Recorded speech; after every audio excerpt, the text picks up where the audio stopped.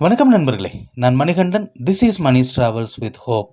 இது மாதிரி தொடர்ந்து பல வீடியோக்கள் வரப்போகுது. அதுக்கு நீங்கள் செய்ய வேண்டியது எல்லாம் நம்ம சேனலில் சப்ஸ்கிரைப் பண்ணி ஆதரவு கொடுக்க வேண்டியது மட்டும்தான். இன்றைக்கி இந்த வீடியோவில் ஒரு மகிழ்ச்சியான தகவல் நமக்கு கிடைத்திருக்கிறது. இந்த ரூட்டில் ரொம்ப நாளாக ட்ரெயின் வேணும் அப்படின்னு கேட்டுட்டு இருந்தாங்க. அந்த ட்ரெயின் கிடச்சிருச்சு அப்படின்னு தான் சொல்லணும். ஆனால் சிறப்பு ரயிலாகத்தான். திருவனந்தபுரம் வடக்கில் இருந்து போத்தனூருக்கு ஒரு ரயில் இயக்கப்படுகிறது. இதில் என்ன அதிசயம் தானே கேட்குறீங்க?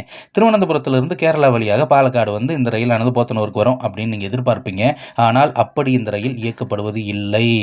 வருகிற 3ஆம் தேதி மற்றும் 10ஆம் தேதி 2 புதன்கிழமைகள்லையும் இந்த சிறப்பு ரயிலானது பிற்பகல் 1 மணிக்கு திருவனந்தபுரம் வடக்கிலிருந்து புறப்படக்கூடிய இந்த ரயிலானது அங்கிருந்து வர்கலா, கொல்லம், கொல்லத்திலிருந்து புனலூர், கொட்டாரக்கரை வழியாக செங்கோட்டை வந்துடுது.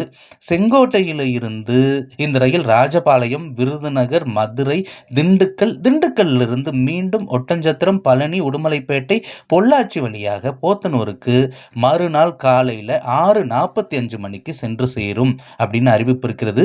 என்னதான் திருவனந்தபுரத்தில் இருந்து கிளம்புனாலுமே செங்கோட்டையில் இருந்து 2 வாரங்களுக்கு கோயம்புத்தூர் செல்லக்கூடிய பயணிகளுக்கு இது ஒரு நல்ல வாய்ப்பாக இருக்கிறது அப்படிங்கிறத நம்ம மனசில் வச்சுக்கணும். அதே மாதிரி ரிட்டன் டைரக்ஷனில் ஜூன் மாதம் 4 மற்றும் 11 ஆகிய வியாழக்கிழமைகளில் மாலை 5 மணிக்கு புறப்படக்கூடிய இந்த சிறப்பு ரயிலானது திருவனந்தபுரத்திலிருந்து வரும்போது ட்ரெயின் நம்பர் 06079 அப்படிங்கிற நம்பர்லையும், மீண்டும் போத்தனூர்லேருந்து கிளம்பி திருவனந்தபுரம் வடக்குக்கு போகலை, திருவனந்தபுரம் சென்ட்ரலுக்கு போகுது. அப்போ இந்த ட்ரெயினுடைய நம்பர் 06080 அப்படிங்கிற நம்பரில் 5 மணிக்கு கிளம்பக்கூடிய அந்த ரயிலானது முன்னாடி சொன்ன அதே ரூட்டு வழியாக பயணித்து மறுநாள் இரவு 7:15 மணிக்கு திருவனந்தபுரம் சென்ட்ரலை சென்றடையும்.